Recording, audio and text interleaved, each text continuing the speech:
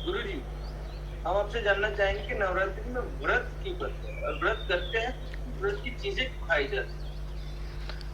बहुत होशियार हो आप और बड़ा अच्छा प्रश्न किया है। नवराण साधना किस लिए संपन्न की जाती है? संपन्न की जाती है ताकि पशुता हमारे अंदर से चली जाए, पशु भाव जा करके वीर भाव जागृत हो, और वीर भाव से देव भाव जागृत हो, और हम देवत्व को प्राप्त कर सकें। इसलिए नवार्ण साधना संपन्न की जाती है। पशुत्व को समाप्त कर, पशु तत्व को समाप्त कर देव तत्व की स्थापना जो है, ये नवार्ण साधना का कारण है, आधार है। अब जो देवियां हैं वो ये जरूरी नहीं कि जिस रूप में आपने समझ रखा है उसी रूप में हो। आपका समझ और देवियों की स्थिति अलग भी हो सकती है। अब देवत्व की अगर स्थापना करना है तो हमारे पिताजी एक बहुत बढ़िया बात कहते हैं, और वो ये कहते हैं, कहीं खाना मत बेटा।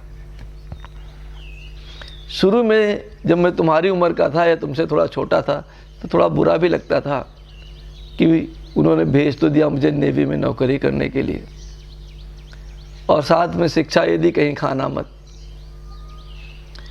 पर जब हम गहनता से माता पिता के उन शब्दों को समझने का प्रयास किए तो बिल्कुल सही बात है उनकी।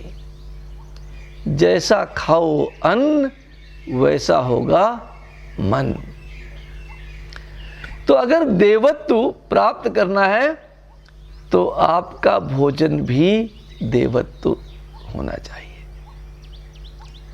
भोजन राक्षसी हो तो देवत्व की स्थापना कैसे होगी? और देवत्व प्रत्येक भोज्य पदार्थ में विद्यमान है, ऊर्जा प्रत्येक भोज्य पदार्थ में विद्यमान है। अदरवाइज भोजन करने की आवश्यकता ही नहीं है। भोजन हम क्यों करते हैं? ताकि हमें ऊर्जा मिल सके। और ये ऊर्जा जो शैलपुत्री की ऊर्जा है वो मूलाधार से संबंधित है। ब्रह्मचारिणी की जो ऊर्जा है वो स्वाधिष्ठान से संबंधित है। चंद्रघंटा की ऊर्जा मणिपुर से संबंधित है। इन सभी चक्रों को ऊर्जित करने के लिए आपको औषधियों की और भोगों की आवश्यकता होगी। औषधि कौन सी? अब शैलपुत्री की औषधि कौन सी है? हरड़। शैलपुत्री किस भोजन में विद्यमान है? कुट्टू। तो आपने सवाल किया कि भाई दोनों चीजें करते हैं, ये तो बड़ी अजीब बात है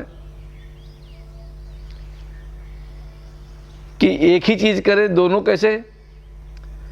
दोनों चीजें करते हैं। उसका कारण है कि हम कुट्टू का आटा खाते हैं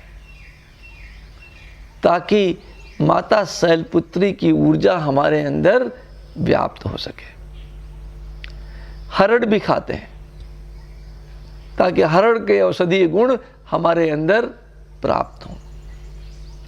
दूसरे दिन ब्रह्मचारिणी देवी हैं, और ब्रह्मचारिणी देवी का भोग क्या है? दूध और दही।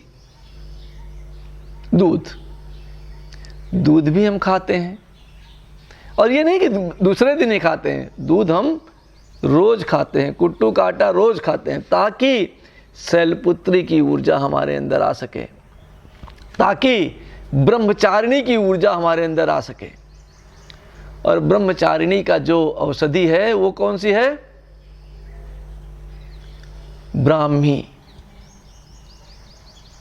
इसी तरीके से जो चंद्र घंटा है, चंद्र घंटा का जो भोग है वो चौलाई का है, और उनकी औषधि जो है वो चंदूसूर है।